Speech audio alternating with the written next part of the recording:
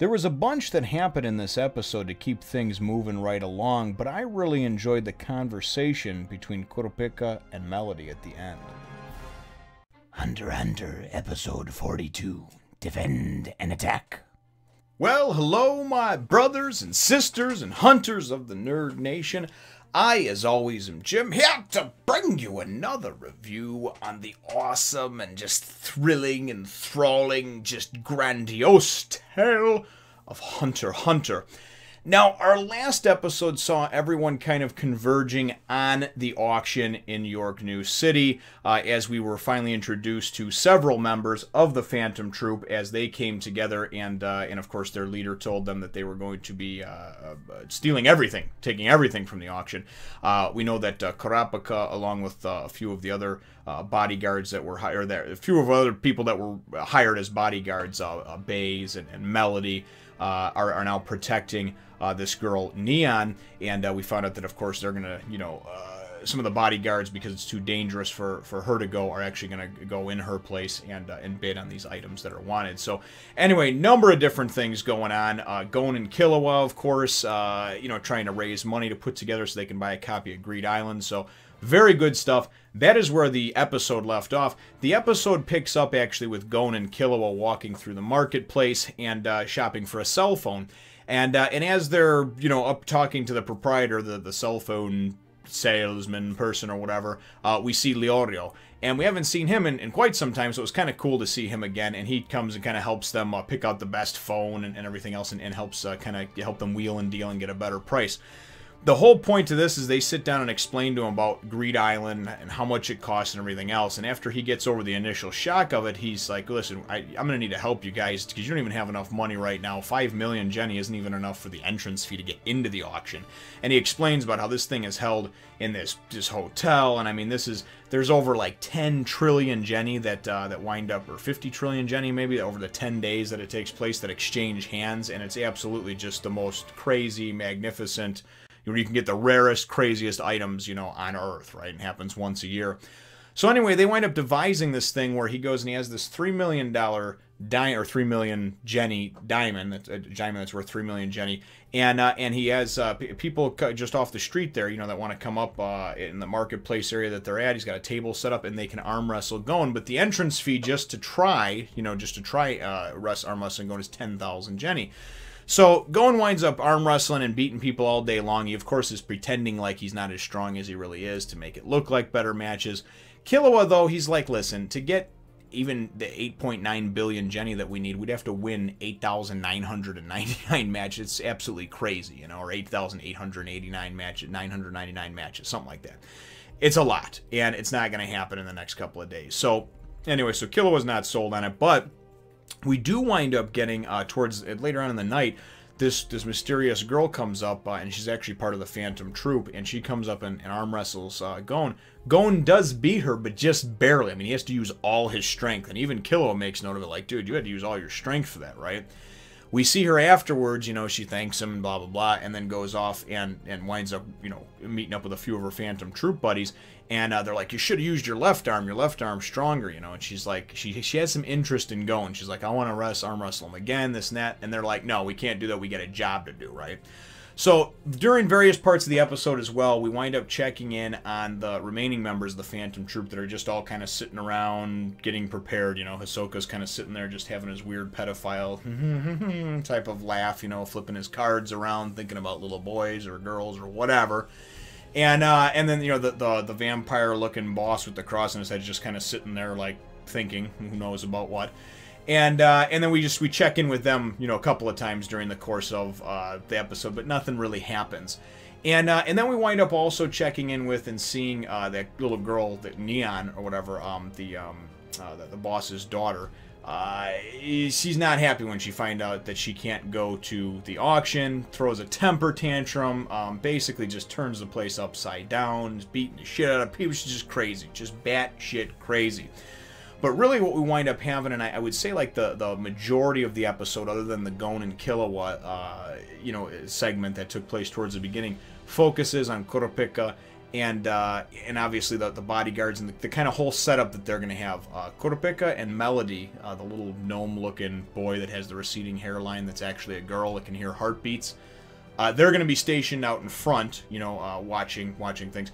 And then a couple other ones are going to be stationed out back, and then they're going to have a few of the bodyguards actually go in and bid on the auction items that they want, the 3 items they want. We know the Phantom Troop is converging there too as well, so shit's going to hit the fan. But what I liked is they had this conversation that was pretty cool between Melody and Kurapika, and he winds up coming clean about why he like freaks every time he sees or hears anything about the Scarlet Eyes, the Kurta Eyes, right? And because Melody goes and asks him about it, and he says, "Listen, you know, and he tells him, you know, he says straight up, I'm a Kurta. I wear black contacts, so it doesn't, you know, so it doesn't give it away.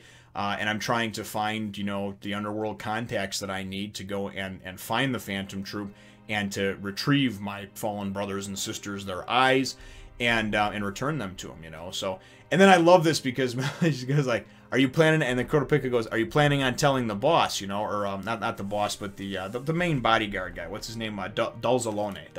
So I still had it written down from the last episode." And Melody goes, "No, I don't wish to be killed." And Kurapika's like, "What? You could sense that?" Could sense the heart rate and how it was. It just turned to this calm, cold, steely type thing. Like, hey, listen, I don't bear any grudges, but if you try to throw me under the bus, I will kill. You know, and I really liked that whole message to Melody. But then what I found even more interesting is Melody is actually, you know, comes clean and says that she's a hunter, and that her whole power of being able to hear heartbeats and sense heartbeats and things like that actually came from listening to this a piece of this dark sonata that is rumored to have been written by the devil himself, and apparently just listening to it will kill you, you know. And she heard the actual just a few bars or a few notes from the flute version of it. The friend that actually played it, because they were just kind of drunk and giddy and whatnot, you know.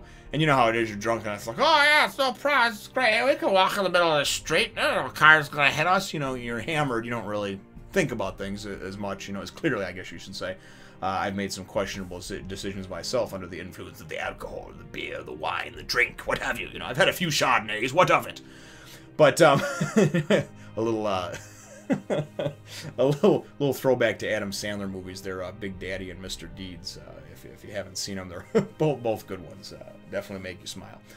But anyway, we find out that, and then we don't even really see it. We just kind of see the shadow of it. But Melody goes and pulls up. She wears this kind of like robe and pulls up the arm of it, and the arm just looks all like mangled and disfigured just from the shadowy part of it.